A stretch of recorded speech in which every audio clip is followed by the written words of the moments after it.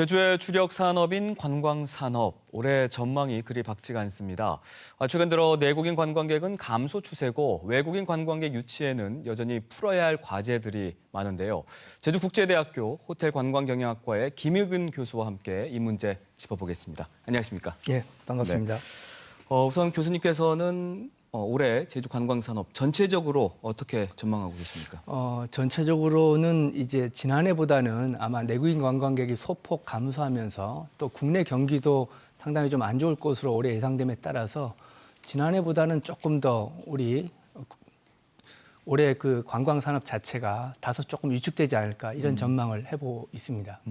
지난해 제주를 찾은 내국인 관광객 수를 보니까 예. 1,381만 명, 역대 예. 최고 수준이었습니다. 예. 근데 상황이 좀 바뀌었습니까? 지난해 말부터인가 보면 좀 감소 추세를 이어가고 있더라고요. 왜 그렇죠. 그렇다고 보십니까? 지난해 사실 그 코로나가 3년 차를 맞이하면서 해외로 못 갔던 그 국내 관광객들이 제주를 대체주로 많이 찾았습니다. 1,381만 명이 왔는데 내국인만.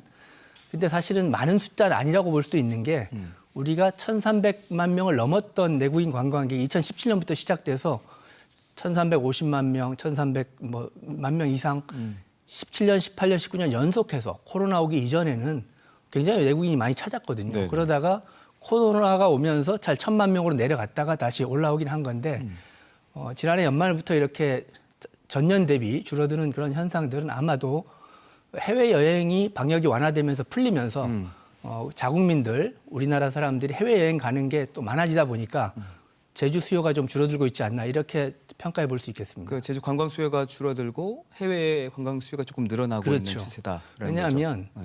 해외여행을 1년에 우리 자국민이 얼마나 가냐 하면 2019년에 코로나 오기 전에 2,800만 명이 갔습니다. 한 해.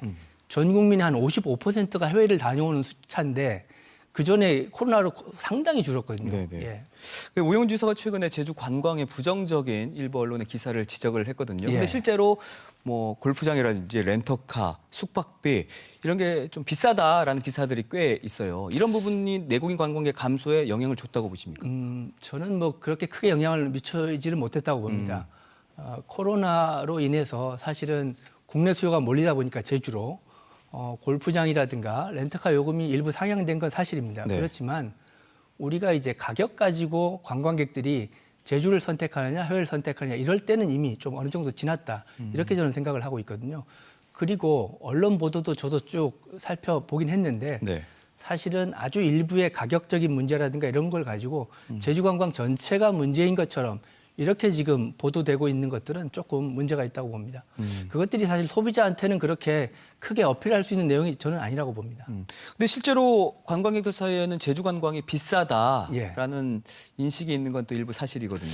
예, 그래도 제주 관광이 코로나를 맞이해서 어떤 현상이 있었냐 하면 제주 오는 게 사실은 그 코로나 기간에 항공사들이 해외를 못 가다 보니 굉장히 저가로 제주를 많이 뛰었습니다. 그러다 보니 최근에는 저도 비행기를 많이 이용해 보지만 과거에는 3, 4만 원에 왔다 갔다 할 수 있던 항공료 김포 제주 간 노선이 지금은 정상화됐습니다. 그래서 10만 원 미만으로 편도 가기가 되게 어려워지면서 사람들의 저항이 제주 그냥 택시비 정도면 갈 수 있었는데 네. 지금에 와서는 10몇만 원씩 주고 어떻게 제주 갈 거면 일본 가지 뭐 이런 현상이 조금 있는 거죠. 관광 숙박비는 어떻습니까? 숙박비는 사실은 오르지 못했습니다. 지금 지역에 있는 숙박들은 제가 숙박하는 분들한테 여쭤보니까 20년 전의 가격이나 일반 호텔 기준으로 지금이나 같답니다. 20년 동안 조금 더 오르지 않고 사실은 관광 비용 중에 항공료 빼고 숙박이라다 이런 것들은 그다지 이제 우리가 뭐 체감하는 것들이 높지는 않습니다. 네. 지난 11일에 중국발 입국자에 대한 단기 비자 발급 제한이 풀렸지 않습니까? 예. 이제 또 뭐 중국과 제주를 오가는 항공편도 조만간 재개될 것으로 보이는데 예. 오영훈 지사는 정부에 중국 관광객이 제주를 입국할 경우에 방역을 좀 완화해달라라고 요구를 했거든요. 예.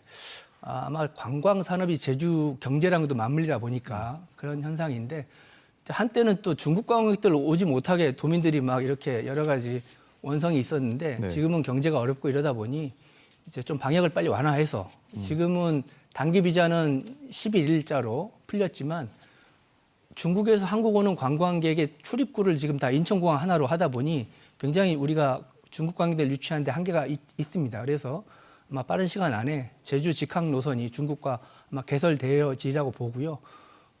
도의사께서 이렇게 적극적으로 이렇게 관광에 대해서 관심을 가지고 유치하는 것은 굉장히 좋은 정책이라고 봅니다. 그러니까 방역도 자연스럽게 완화될 것이다. 예, 그렇게 봅니다.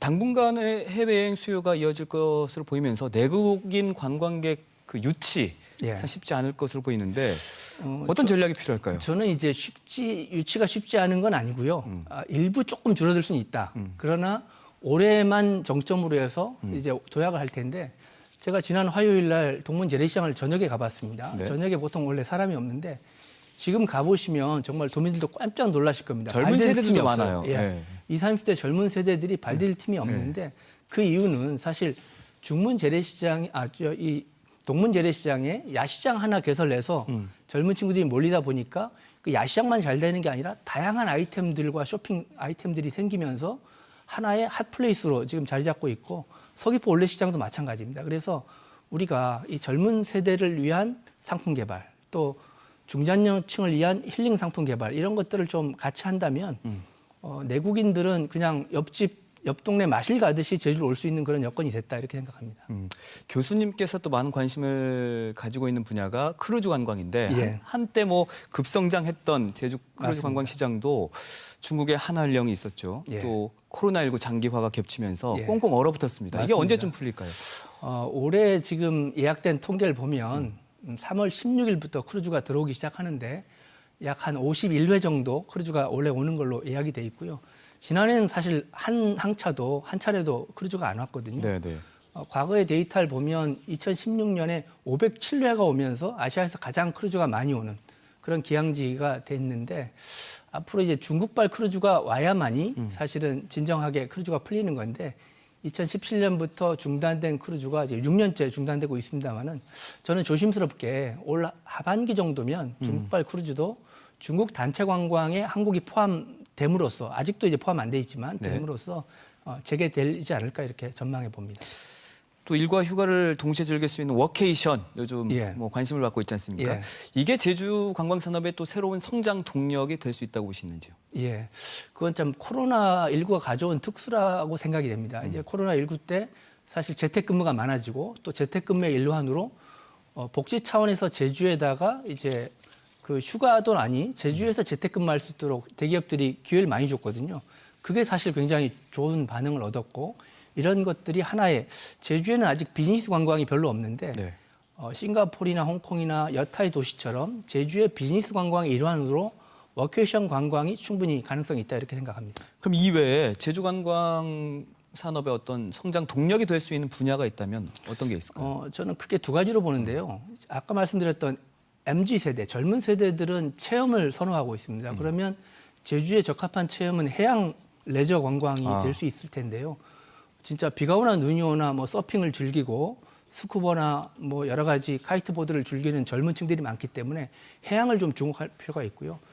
그다음에 그 어르신들은 사실 그전에는 올레 걷기 정도로 이렇게 대표됐지만 앞으로는 힐링을 추구하기 때문에 그 중장년층을 위한 힐링 관광을 조금 더 적극적으로 개발한다면 제주가 뭐 한 번 더 도약할 수 있지 않을까 생각합니다. 해양 레저 체험 관광과 힐링 관광이 또 성장 동력이 예. 될 수 있다.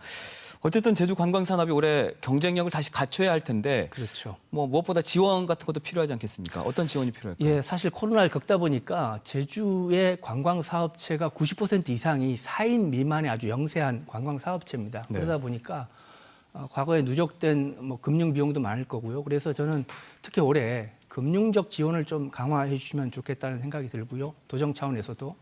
또 하나는 고용유지 지원금도 지금까지 있었는데 고용유지도 좀 될 수 있도록 지원을 좀 적극적으로 올해는 잘 버틸 수 있도록 도와주셨으면 좋겠습니다. 금융적 지원이라는 게 어쨌든 뭐 대출 이자라든지 이런 걸 좀 그렇죠. 감면한다는 예, 말씀이신가요? 뭐 상환을 연장한다든가 금융 비용을 좀 도정에서 좀 지원해 준다든가 이런 게 되겠습니다. 네, 알겠습니다. 오늘 말씀 여기까지 듣도록 하겠습니다. 나와주셔서 고맙습니다. 고맙습니다. 네.